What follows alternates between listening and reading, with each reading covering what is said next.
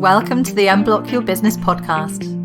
I'm Abby Rogers, success coach, business coach and hypnotherapist, and I help high achievers and business leaders master their subconscious habits for success, income goals and, above all, happiness.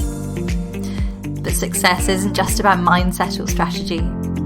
It's about combining both and sealing the deal with a big dose of subconscious alignment, because our subconscious holds the true key to unlocking our potential. Let's dive in and look at how you can show up bigger, better and more uniquely aligned in life and business today.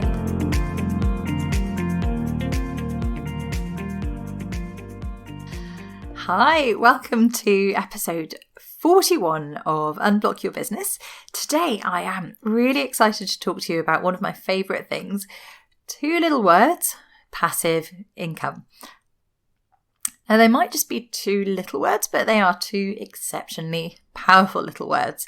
Why? Because they have not only the power to transform your business and your life, but also to help your business actually keep going, even if for some reason you can't. Now, for some reason, this is not something I see many entrepreneurs and business owners factoring in their businesses. There's this huge focus, especially in the coaching and services industry, on get more clients. It's always about that next client. It's always about maybe the next 5 clients, where are they coming from? It's kind of like collective tunnel vision in a way. And I always see lots of talk about increasing your income, but the go-to route for doing that seems to be about charging higher ticket prices for your one-to-one or group coaching services. Now, that is not necessarily a bad way to do things, but I have a few thoughts on that.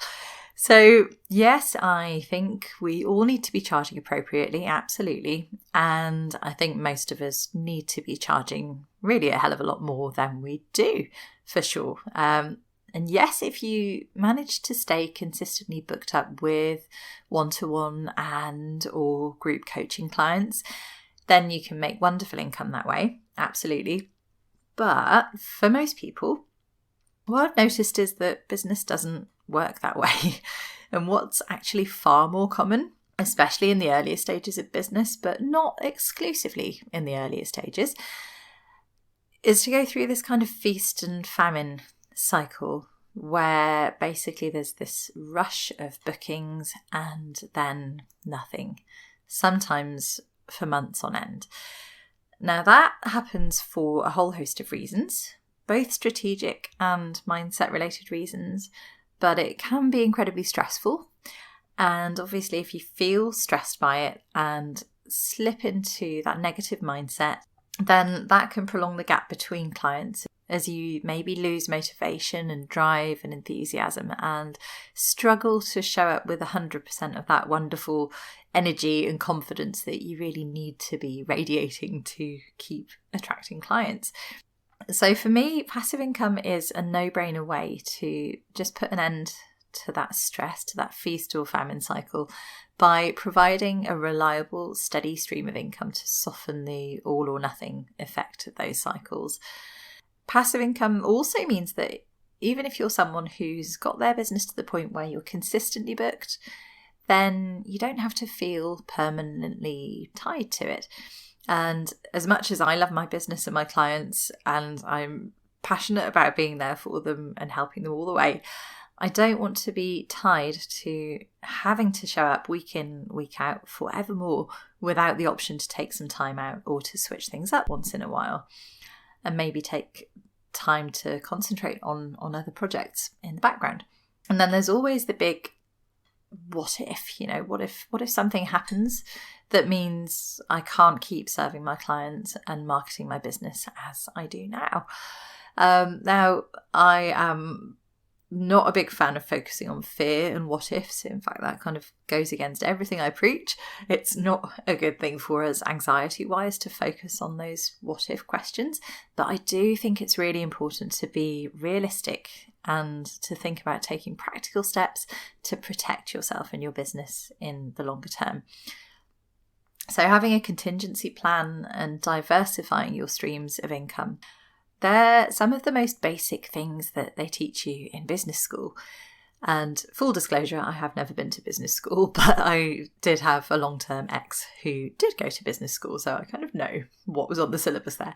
And it's really fundamental to have that in place to make your business sustainable and future-proof. If you're just relying on one source of income, anything happens to that and we're in trouble. So we need to be prepared for change. We need to be able to adapt, and it really makes sense to have safety mechanisms in the background, if you like. And passive income allows you to tick those boxes and to sleep a little bit easier at night. So that is a huge, huge plus for me. That, I think, is actually one of the reasons why I, in my own business, have been maybe a bit of a rebel and refuse to conform to this narrative of just do one thing at a time.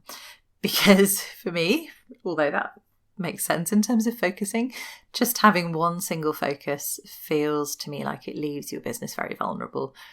That, and also the fact that I love doing lots of different things. I'm a bit of a butterfly, and it's fun to be creative and do new things. I don't like to be put in a box and kept there. And it allows me to see fewer clients and to serve them even better if I have those other bits of the puzzle in place. Now, another great thing about passive income, if that weren't enough, is that it can really also act as a great springboard for the other parts of your business. So those passive or semi-passive income products can be the thing that very first introduces somebody into your world, and they might then later go on to invest in your higher price services. So if you're putting all the work into marketing your one-to-ones or your group services and it's still a real struggle, then believe it or not, actually getting some lower priced offerings in can really make all the difference there. So I found that in my own membership, that's been a wonderful low-cost way for people to work with me and to find out what my coaching is like through the group coaching sessions and through the ongoing support that we provide in the membership. And it's really allowed the members to get to know me and then given them that confidence to know that I am the right person to work with more closely and to make those higher ticket investments. It's such a big ask for somebody to invest thousands of pounds maybe in working with you if they haven't had any kind of coaching relationship with you before. So for me, the membership's really just helped people to experience that coaching and understand what sort of help I can give them, and to trust that investing more in things like my group coaching program are going to be right for them, basically. And it doesn't have to be a membership. It could be products. So, for example, I also have passive income products like guided meditations on my website, and I've got an ebook of journaling prompts there, and I've done other courses and resources and things too.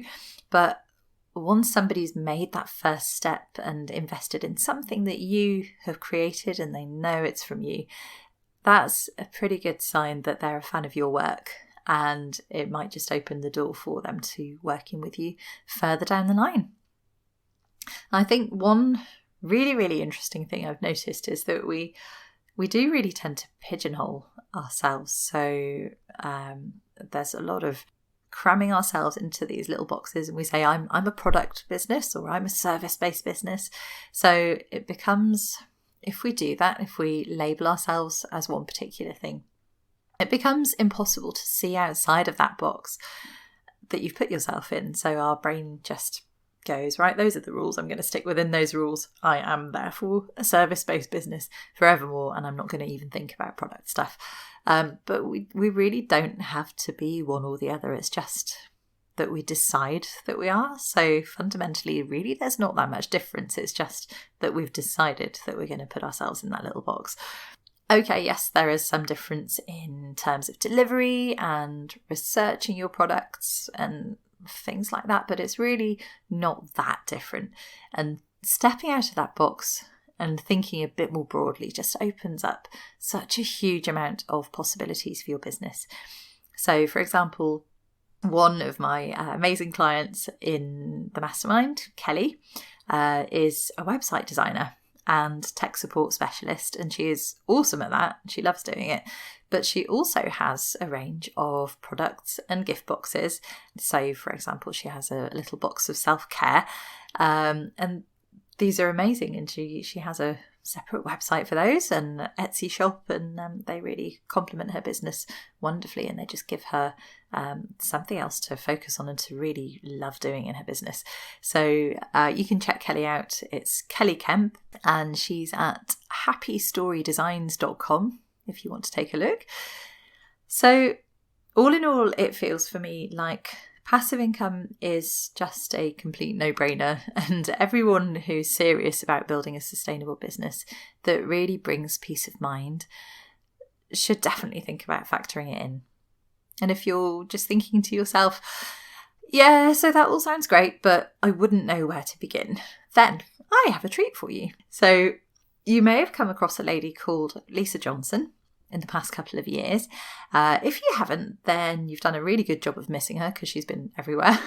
But Lisa is basically the passive income queen of the online world, and she runs an amazing challenge called Race to Recurring Revenue.